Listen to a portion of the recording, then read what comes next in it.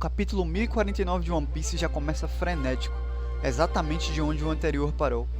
Vemos o clash do Luffy contra o Kaido, e algumas páginas depois vemos também mais um flashback do Kaido, esse um pouco mais rushado do que o outro.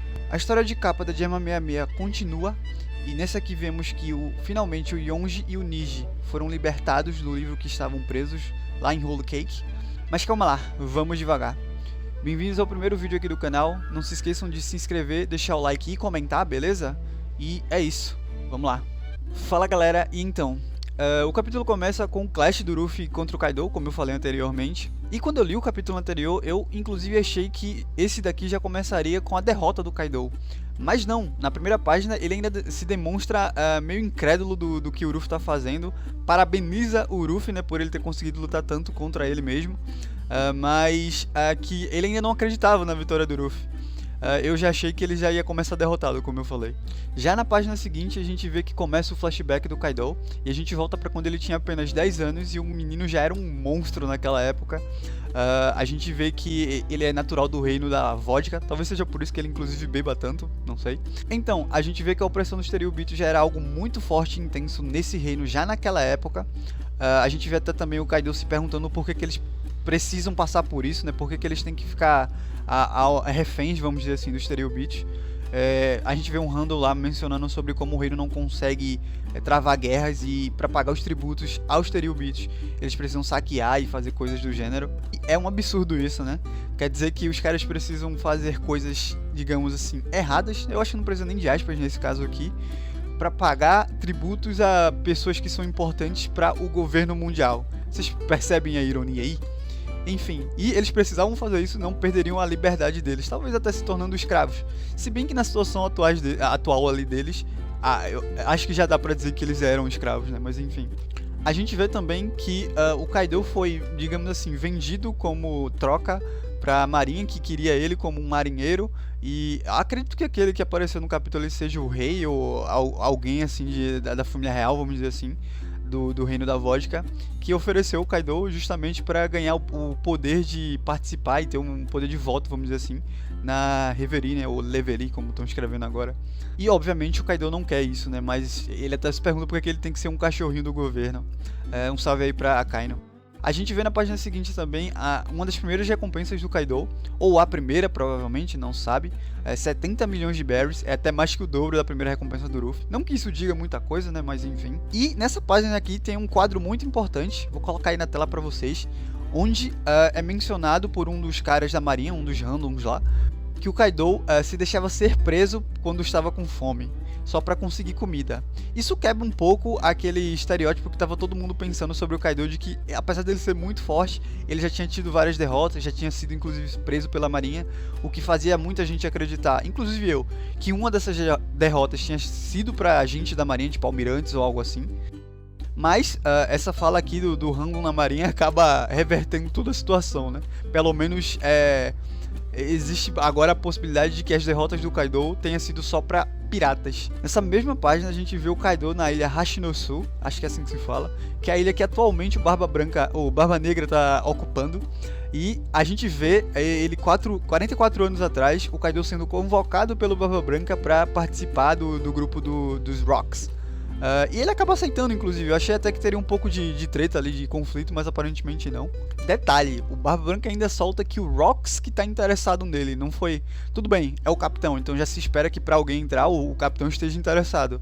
Mas ele ter mencionado isso na fala foi bem interessante. E aí no último quadrinho dessa página ainda mostra o que eu acredito que seja o Barba Branca, mas enfim, algum tripulante da tripulação lá, dos Rocks, chamando o Kaido para finalmente o acontecimento de God Valley, né, onde acredita-se que o Garp, junto com a ajuda de outras pessoas como o Roger, por exemplo, acabou derrotando os piratas Rocks. Detalhe, isso é mencionado na página seguinte e ainda é falado por um dos Handles que muito provavelmente eles perderam porque eles não tinham muito espírito de equipe. Então a gente vê aí que, apesar de ter muitos monstros na tripulação, muita gente forte, aparentemente eles não conseguiam trabalhar em equipe, e isso deixou o grupo muito mais fraco. Pelo menos até o povo random já imaginava isso, né? Ou chegou a essa conclusão. E é algo que muita gente do fandom de One Piece também já imaginava, né? E aí, 10 anos depois desse evento da queda dos Rocks, a velha que é mentora, Ivo, né? Que é mentora do Orochi, encontra o Kaido e convida ele pra vir até o Wano, né? Já provavelmente com o intuito de fazer tudo o que aconteceu, né? Que a gente já sabe da história. E aí a gente vê que os dois concordam quando o assunto é pessoas e que as pessoas mais fortes têm mais direito do que as pessoas mais fracas. Eles fazem até acho que ela, né, que faz uma comparação até com uma selva onde os animais mais fracos servem de carne para os animais mais fortes. E eles têm o mesmo pensamento sobre o assunto, tanto a velha quanto o Kaido.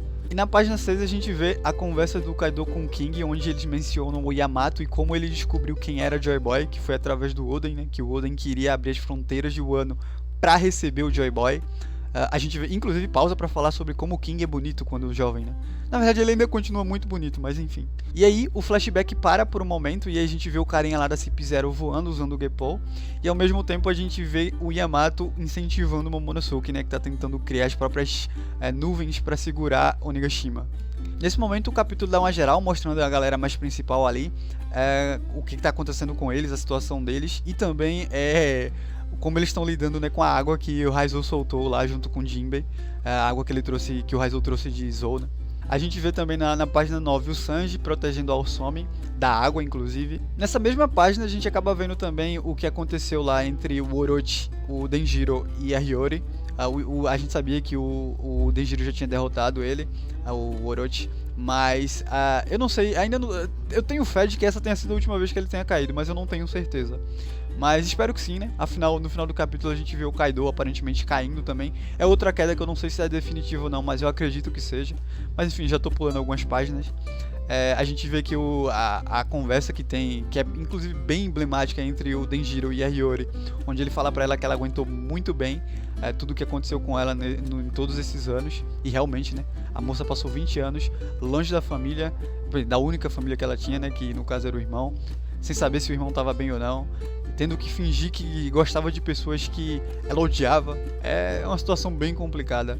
E aí na página seguinte a gente vê que as nuvens do Kaido que estavam segurando o Onigashima, impedindo dela cair, acabam se extinguindo, e que a Yamato começa a gritar com o Momonosuke para que ele se apresse, né, para criar as dele mesmo.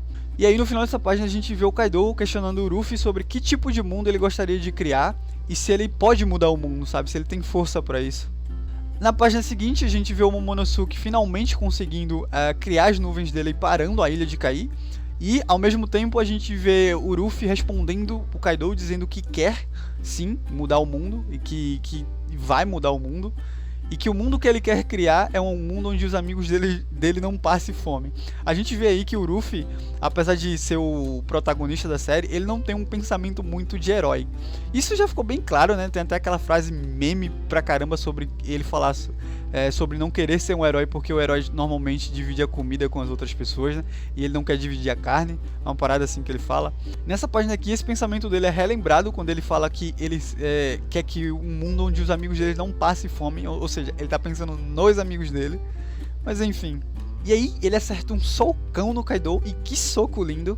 E a gente acaba vendo que o Kaido caiu lá em Wano aparentemente.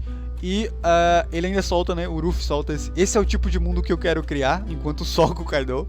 E eu achei essa página aqui muito emblemática, porque enquanto o Ruffy tá acertando o Kaido, o que digamos assim, a representação do finalmente o pesadelo, né, da galera de Wano acabando, a gente vê que esse mesmo povo de Wano tá lá embaixo, comemorando o Festival do Fogo, e eles tinham soltado os balõezinhos lá, e num desses balões tem escrito, né, a gente vê inclusive no quadro final dessa página, que alguém escreveu lá: eu quero ver a minha mãe. É uma cena bem emblemática, uma coisa tá acontecendo ao mesmo tempo que a outra, sabe? Eu achei essa página aqui muito emocionante. E na página final a gente vê mais um pouco do flashback, vamos dizer assim, do Kaido, onde ele conversa com o King, e aí termina aquela conversa lá sobre quem seria o Joy Boy, né, que o Kaido disse que sabia quem era. E ele afirma, né, que é uma pessoa que no futuro vai conseguir derrotá-lo. Até eu ler o capítulo, eu tinha entendido uma coisa totalmente diferente nessa parte aqui, quando o Kaido fala com o King sobre o Joy Boy. Eu tinha entendido nos spoilers que ele simplesmente tinha virado pro King e falado que quem derrotasse ele no futuro seria o Joy Boy. E aí eu fiquei pensando, mas como é que ele sabe disso? Sabe? Tipo, como é que ele sabe que no futuro... Inclusive, é falado, né, na apresentação do Kaido que ele foi derrotado várias vezes. Não sei se antes ou depois dessa conversa com o King, Mas assim, se supõe que também tenha tido derrotas depois. E aí você fica sem saber, tipo, como é que ele sabia que no futuro quem derrotasse ele iria ser o Joy Boy? Mas na verdade o que ele quis dizer, pelo menos foi o que eu entendi depois de ler o capítulo, é que no futuro o Joy Boy vai, a reencarnação, vamos dizer assim, né, do Joy Boy, a pessoa que representa o Joy Boy naquele momento, vai conseguir derrotar ele, porque só essa pessoa vai ter forças pra isso, tá ligado? Aí faz mais sentido, na minha opinião. Enfim, é isso. Agora é só ver se realmente o Kaido caiu de vez, e se o Orochi também, né? Eu acredito que sim, pra ambos, pra falar a verdade. E aí vamos ver como é que vai o que é que vai se passar no capítulo que vem. Se já vai ser um momento de todo mundo relaxar, ou o que vai acontecer exatamente, se ainda vai ter mais alguma tensão, né? Lembrando que o cara da CP0 ainda está solto, né? Apesar dele já ter saído de Onigashima, mas vamos ver. Enfim, é isso, espero que vocês tenham gostado do vídeo, tá? Se inscreve aí, deixa o like, compartilha o vídeo, comenta, eu respondo todo mundo e é isso, fui!